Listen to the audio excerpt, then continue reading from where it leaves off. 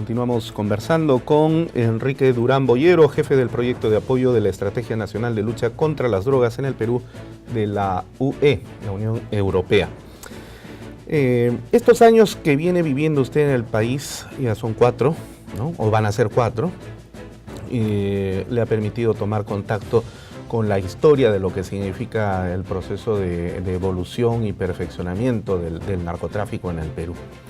Como usted lo ha manifestado, y esto es algo que no nos enorgullece en absoluto, sino nos avergüenza, como país, como nación, el Perú ha sido y sigue siendo todavía uno de los principales productores, no voy a decir de la hoja de coca, porque ese es un tema complejo, sociológico, antropológico, pero sí el uso de la coca convertida en pasta básica y luego en clorhidrato de cocaína, y que además de un muy buen nivel en los mercados en los cuales se consume esta basura, si nos permite expresarnos de esta manera, porque basura es finalmente que daña la salud de nuestra juventud, de cuánta persona consuma este veneno.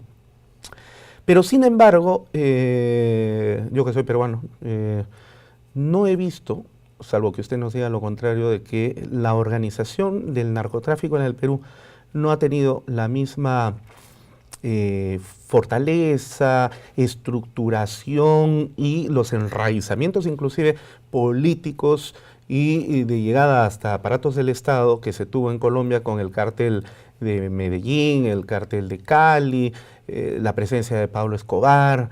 El Perú tiene otra realidad en ese sentido. ¿Cómo define usted esta, si pudiéramos hablar de una historia del narcotráfico en el Perú de manera sintética? Yo lo que hablo con mis colegas de la Policía Nacional del Perú, y realmente es así, no hay duda de que la configuración del narcotráfico de las organizaciones a modo de los cárteles colombianos no existen en el Perú, por lo menos eso es lo que parece.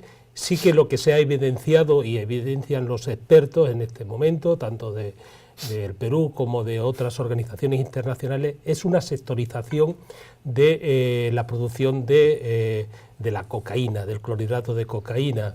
Se cultiva en la selva, se transforma en la selva, se transporta de la selva a núcleos más o menos urbanos, más o menos grandes, pequeños, se lleva los insumos químicos a la zona de producción y transformación de hoja de coca, de la ciudad se recibe el dinero, de las poblaciones donde están las pequeñas bases, donde van llegando los kilos de pasta base de clorhidrato, salen vía aérea hacia los países vecinos, Brasil y Bolivia. Llegan de estos países avionetas con dinero, se deja en los lugares, desde los lugares donde se ha copiado la droga se distribuye o se traslada a puntos más importantes, como pueden ser el Callao, a Piura, a la zona sur, y desde allí sale ya al resto del mundo, vía marítima, principalmente las grandes cantidades que vienen a la zona del Pacífico. Las cantidades que van a la zona de Bolivia y de Brasil salen vía Brasil o vía Argentina, Uruguay, Paraguay y el sur, también preferentemente vía marítima. Entonces está sectorizado. El campesino que la recolecta no tiene nada que ver con un jefe de un cártel, claro, en Lima. El que pisa la hoja de coca en una poza, menos. El que lleva los insumos químicos, tampoco. El que saca la base, el mochilero que es de la zona... El burro. El burro no tiene nada que ver, ni conoce ni sabe. Entonces son más o menos familias que copan una actividad laboral, producción, transporte, recaudación. Pero inconexos entre ellos. Inconexos, es decir, que la evidencia está en las investigaciones que hace la Dirandro. Yeah. Es decir, la Dirandro coge lo que llamaríamos células de 10, 15 personas que son los que se dedican a transportar la droga o intentan sacarla del país o que la traen de la zona de la selva, pero no hay ramificaciones que conecten esas investigaciones por el momento a más alto nivel ni a bajo nivel. Este no era el, digamos, modus operandi o definición de las estructuras de las organizaciones criminales de Medellín y de Cali que se solían utilizar en la década de los 80 entonces, 80, 90.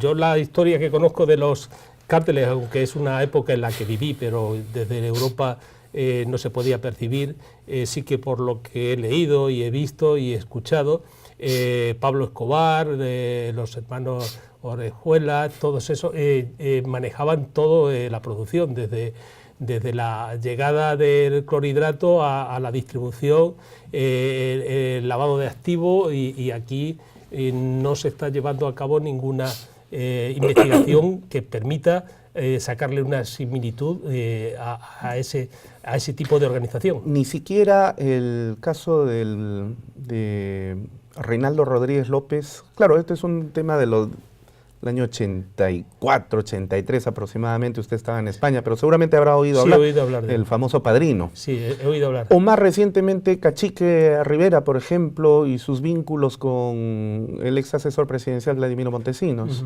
donde habían estructuras de mafia, ¿no?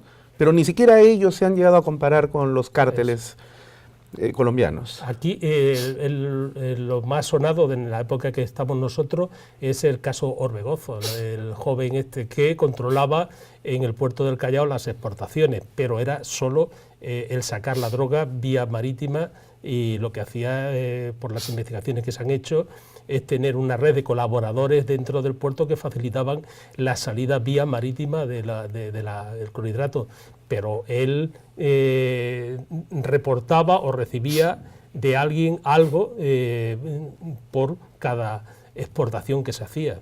Es un transportador, no era él el que tenía los contactos en Europa, en Estados Unidos, sino que había alguien que le pedía que hiciera esa actividad. Ahora, tras la caída de Abimael Guzmán, el año 1992, en septiembre, un año después, él presenta las famosas cartas de paz al presidente Fujimori en ese momento, ¿no? En un gobierno de facto, por supuesto. Pero esto generó dentro de Sendero Luminoso una especie de cisma dentro de la organización, y se produjo la famosa línea oportunista de derecha, llamados por ellos, la LODZ, y por otro lado la línea liquidacionista de izquierda, que fueron los que continuaron con la llamada lucha armada, y se fueron precisamente a la selva, ¿no? Entre Braem y la selva donde normalmente se solía producir la coca y la cocaína en la década de los 80, estamos hablando de Juanjuy, la zona de San Martín, ¿no? Huánuco, etcétera. Y entonces quizás la necesidad hizo de que esta fracción de Sendero Luminoso se plegara hacia el narcotráfico que le proveía de armas y logística, y al mismo tiempo el narcotráfico se beneficiaba de la experiencia que traía esta fracción de Sendero Luminoso en matar a la gente y abrir espacios y campos, de modo que entonces se convirtieron en una especie de guardianes del narcotráfico, una especie de guachimanes. Pero esto produjo un nuevo fenómeno, el narcoterrorismo, ¿no? De lo que precisamente en la parte final del segmento anterior le hacía yo referencia. Este fenómeno del narcoterrorismo entonces se ha fusionado con elementos pseudopolíticos, porque en realidad no lo son, a pesar de que se volanteen con las viejas fraseologías senderistas, ¿no? Pero sin embargo tiene un objetivo concreto, y es la producción de la droga, así de simple y sencillo. Entonces, pero esto le da un viraje seguramente por la acción que tiene a la forma como el Estado y los organismos internacionales preocupados en esta situación deben enfrentar el fenómeno. Entonces, aquí está presente las Fuerzas Armadas, está presente la Policía Nacional, está DEVIDA, está el Ministerio Público, luego el Poder Judicial a la hora de judicialización de los casos, y por supuesto está la Unión Europea. Entonces, ¿cómo se articula todo este conglomerado de instituciones nacionales y extranjeras para apuntar a un fenómeno único, pero que tiene ramificaciones en dos aspectos diferentes y que se enlazan hasta aquí con las organizaciones, uno, de crimen organizado destinado al lavado de activos, que tiene efectos económicos, y dos, los organismos autogenerados de Sendero Luminoso que trabajan en labor política, como Movadef y otros que están diseminados por ciertos sindicatos. Es un fenómeno muy complejo en realidad. Entonces, ¿cómo van interviniendo ustedes en ese plano? ¿O simplemente es una mirada, digamos, general y ustedes tienen algo más operativo en el plano práctico de la lucha contra el tráfico ilícito de drogas? Usted lo ha dicho, nosotros miramos una cosa mucho más amplia. El caso de Perú es un caso particular de este país, de este Estado. Yo lo que conozco, lo conozco por la prensa, por los comentarios que usted me está haciendo en estos momentos, pero sí que le puedo decir que la Convención de Palermo del año 2000 contra el crimen organizado transnacional, una de las preocupaciones que tiene es la lucha contra el crimen organizado, el tráfico de drogas, es una modalidad del tráfico de drogas, y las vinculaciones con los grupos terroristas y su financiamiento.